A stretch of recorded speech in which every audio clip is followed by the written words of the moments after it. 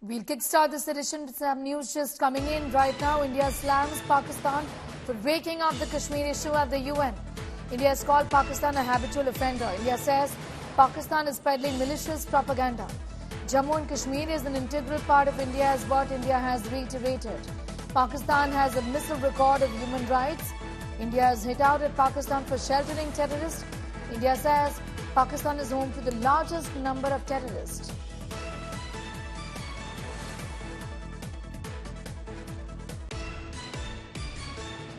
Pakistan has become a habitual offender when it comes to misusing this august forum to peddle baseless and malicious propaganda against India.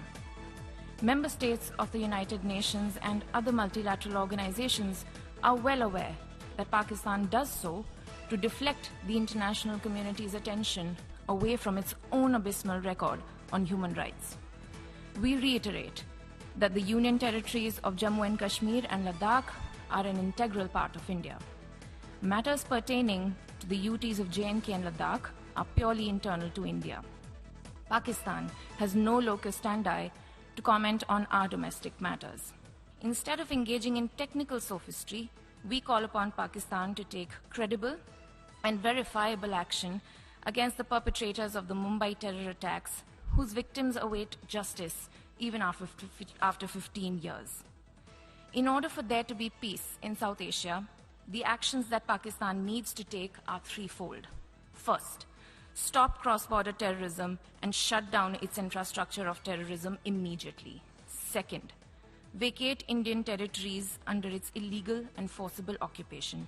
And third, stop the grave and persistent human rights violations against the minorities in Pakistan. Geeta continues, in fact, to be with us. Geeta Mohan, a Foreign Affairs Editor.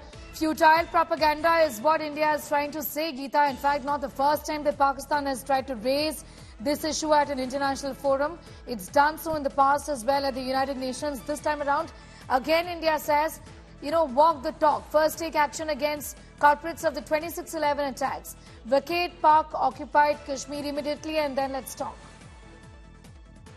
Right, this is India exercising her right of reply at the United Nations. What happens, Neha, every year is that the United Nations, once the Pakistani Premier has spoken, then the Indian side responds to it. Earlier, we used to have ambassadors responding to the Pakistani Premier, but now we have a very young diplomat at the United Nations, at the Indian mission in the United Nations, responding to the Pakistani Premier, Anwarul Haq Kakar.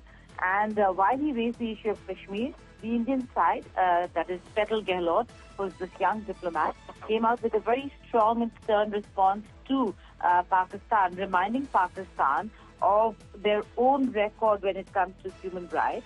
Also reiterating India's stand on Jammu and Kashmir, saying that Jammu and Kashmir is an integral part of India, and matters pertaining to Jammu and Kashmir and Ladakh are internal to India.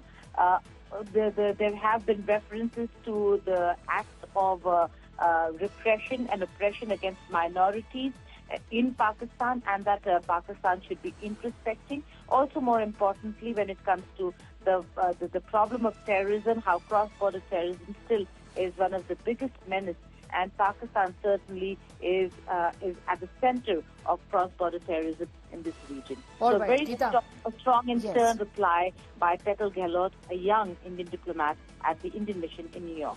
Geeta, I'm going to thank you for the moment for getting us those details. Geeta Mohan with her perspective on that story.